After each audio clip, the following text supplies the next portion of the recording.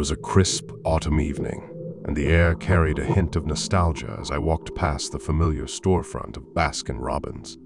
The neon sign buzzed softly, casting eerie hues onto the sidewalk.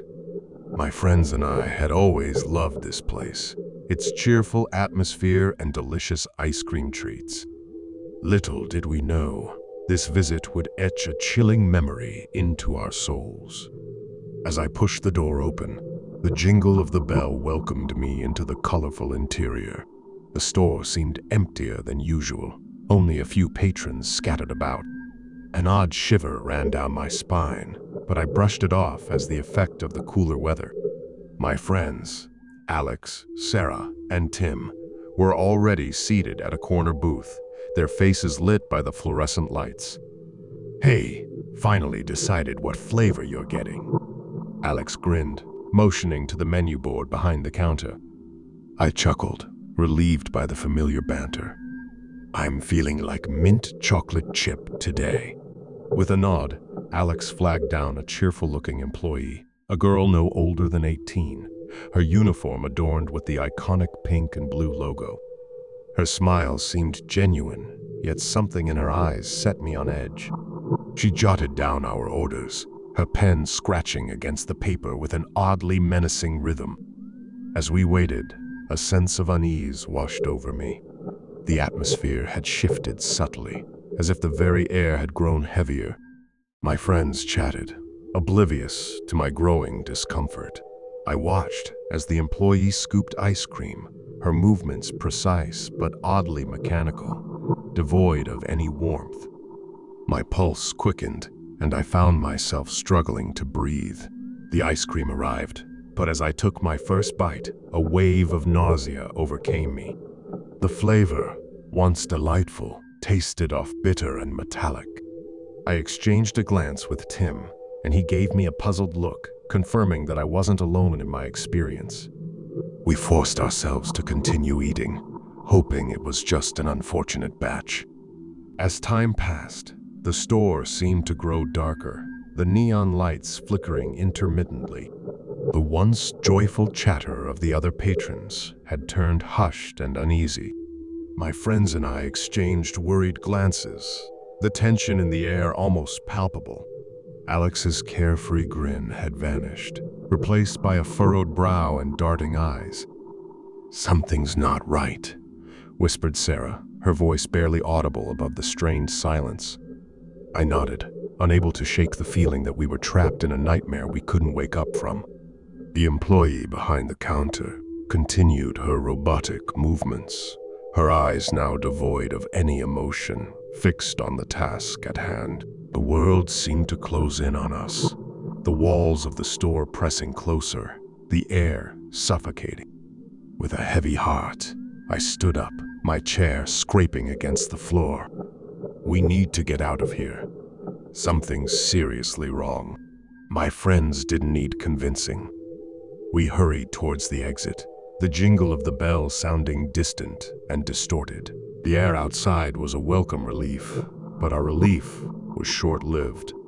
The street seemed to stretch endlessly, the neon lights casting distorted shadows that danced menacingly. We walked, our footsteps echoing in the silence, until we realized we were going in circles. Panic set in, and I felt as if an invisible force was closing in around us, suffocating us further. My heart pounded in my chest, each beat reverberating like a death knell. The darkness seemed to seep into my very soul, feeding on my fear. "We can't stay here. We need to find a way out." Tim's voice trembled, his words reflecting our collective desperation. With newfound determination, we pressed on, stumbling through the endless streetscape. The world around us twisted and distorted, the buildings leaning in as if eager to consume us. Time lost all meaning, and the line between reality and nightmare blurred. We were trapped, lost in a labyrinth of dread. Finally, we stumbled upon a familiar street corner, the Baskin-Robbins store now looming before us. Its neon sign flickered with an eerie intensity, casting a sickly glow on the pavement. We were trapped in a loop, the nightmare leading us back to where it all began. A guttural scream echoed from within the store, sending chills down our spines. We exchanged terrified glances, knowing we had no choice but to confront whatever horror awaited us inside. Pushing the door open, the jingle of the bell was a mocking whisper. The interior had transformed, its walls oozing with darkness that seemed to devour the light. The employee stood behind the counter, her smile twisted into a grotesque grin. "Welcome back. Would you like to try our new flavor?" Her voice was a haunting melody, each word laced with malevolence. We backed away, but the exit had disappeared, leaving us trapped in this nightmare's clutches. The air grew thick with terror, our breaths shallow and rapid. I scream. You scream. We all scream, for her voice trailed off, the lights flickering in sync with her words. Time seemed to slow as she lifted a scoop of ice cream, the sickly sweet scent now repulsive. The frozen treat twisted and contorted in her hand, forming a grotesque face that leered at us, eyes glowing with malevolent intent. Our screams were drowned out by a chorus of sinister laughter that echoed through the darkness. And then I woke up. My heart raced as I lay in bed, drenched in sweat. It was just a nightmare that felt more real than any I'd experienced before. I glanced at the clock, relieved to see the familiar digits. Morning light filtered through the curtains, casting a warm glow. It had all been a dream.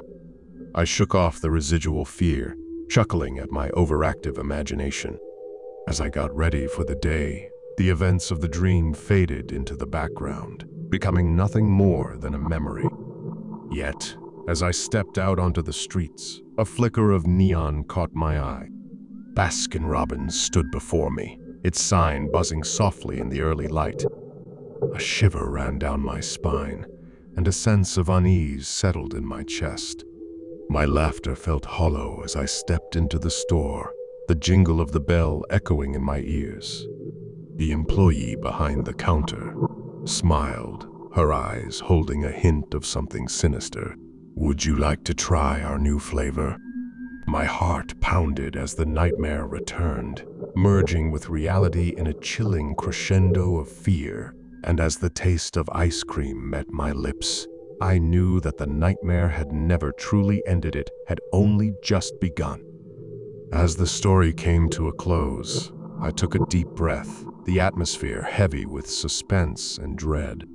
The flickering lights of the Baskin-Robbins sign seemed to take on a sinister quality, and I couldn't help but glance around, half expecting to see twisted faces in the shadows.